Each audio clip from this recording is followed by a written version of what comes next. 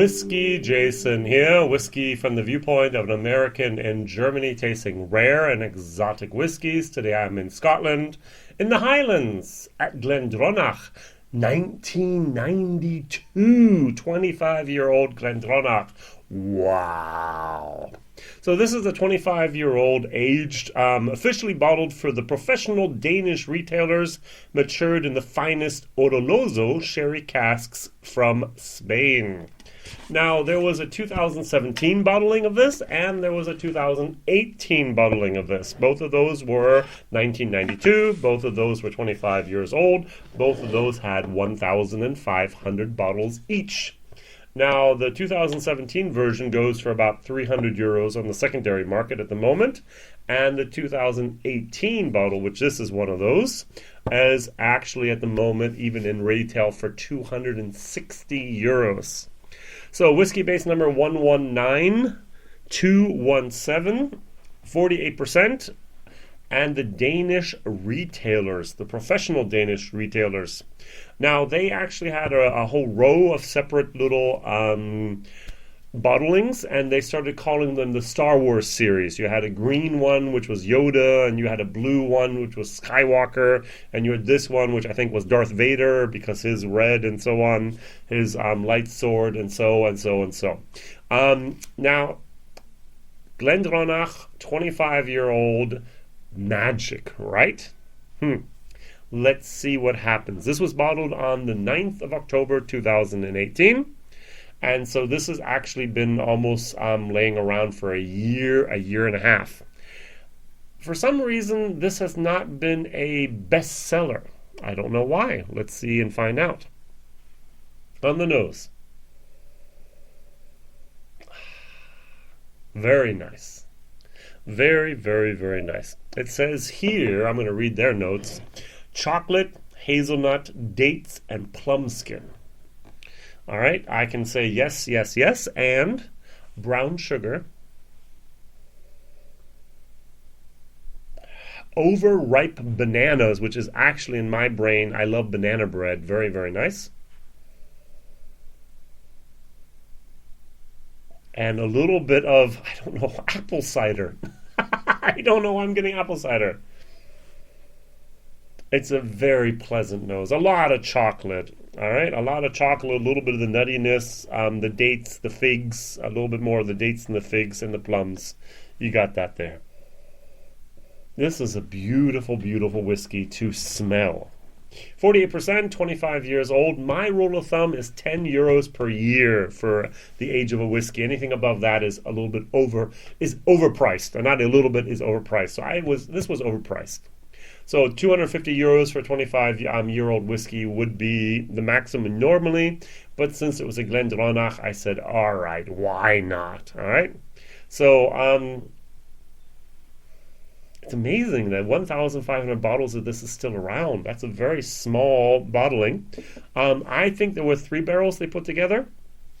You can get up to 600 bottles per barrel out of a sherry butt, but I don't think so after 25 years. I think you're going to be hard pressed to do that. So I think there was basically 3 barrels that they actually vatted together here. Sláinte, which means to your health.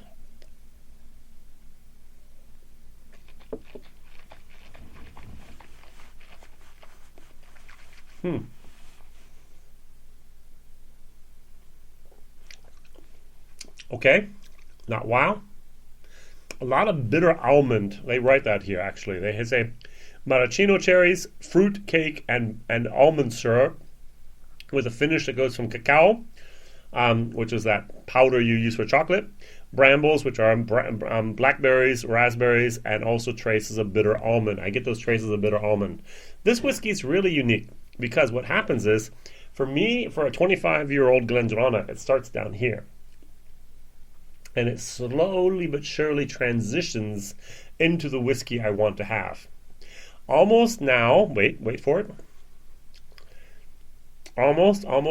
It keeps on getting that aftertaste, that finish gets better and better and better until it reaches the point after like a minute or 2 to 3 minutes later where it's like, You get that woodiness, you get that sweetness, you get the fruitiness, you get that age.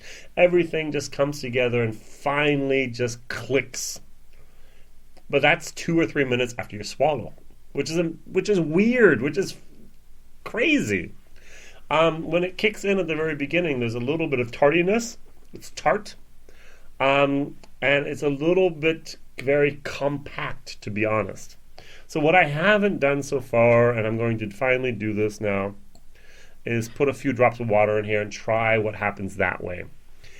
This is a very interesting whiskey. I'm going to say it's a B, all right? It's not the A, it's not the C, it's a solid B. It's not a B+, it's not a B-. It's a very good whiskey, but it's not at all, and I repeat, it's not at all exceeding any of my expectations, but rather it's expectations, and it's right around here, okay? My whiskey of the year 2019 was a single cask, 1993 from whiskey.de, which is the whiskey.com. Hoss picked it out, and it was fabulous. It was so great.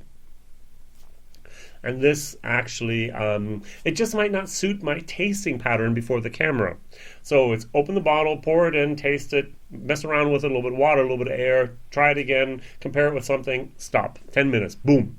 And I think this whiskey needs more time. This whiskey needs more time in the glass. This whiskey needs more time with me. This whiskey needs more time to really be patient and to discover the nuances that are here. And I'm just not doing that in this 10-minute video. I'm so sorry. That's where Ralphie does it right, actually, that he actually works with the bottle, he gets down below the shoulder, and then he does his video. I do a video a day in German, and therefore, sorry. I open the bottle up, do that, do a bottle share, get rid of it, next. Nose is fabulous, finish is fabulous, palate, fabulous. The palate is a little iffy there. Let's try it with water.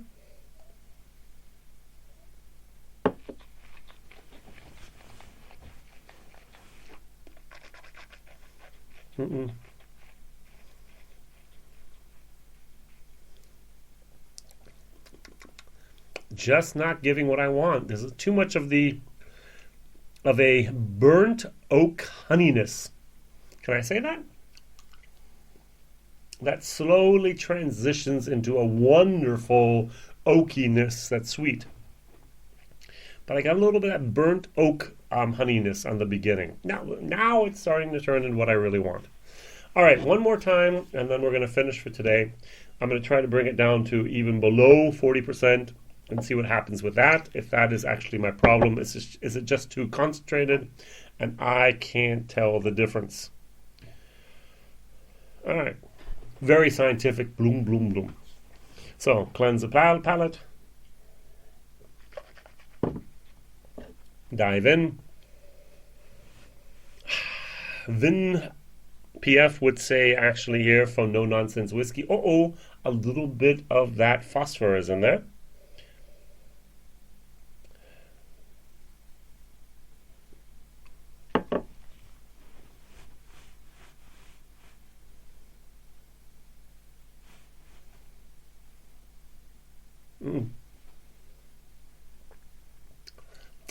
A thought just came to mind. I just recently had a Macallan 18, also from 1995, 92, somewhere around there. And it was with Pararex, that concentrated juice that they put in the barrels that has now been illegal. Maybe I'm getting a little bit of that. Because the finish is great, the nose is great, the palate is just kind of off. I'm so sorry. Not off, but it's just not exactly perfect. It's not wonderful. It's not heavenly. It's good. It's a B. Value for money, I'm going to give it a C-. 260 euros for this is just too expensive. Maybe that's the reason why this bottle has been laying around for such a long time. Let's see if I can actually do my bottle share with this, if people are also going to buy it. And I'm very interested in their opinions as well. The 2017 version was absolutely good. And even the whiskey base in 2018 was not as highly rated. So sorry. Whiskey Jason here, whiskey from the viewpoint of an American trying rare and exotic whiskeys. My question of the day is, what 25-year-old whiskey could you actually recommend? Either because it was fantastic, for example, a Springbank 25, or because it's fairly cheap, maybe a Glendronach 25, not a Glendronach, Glenfarclas 25. What is a 25-year-old whiskey that you can recommend? All right, Whiskey Jason here, whiskey from the viewpoint of an American in Germany, tasting rare and exotic whiskeys, 1,500 bottles.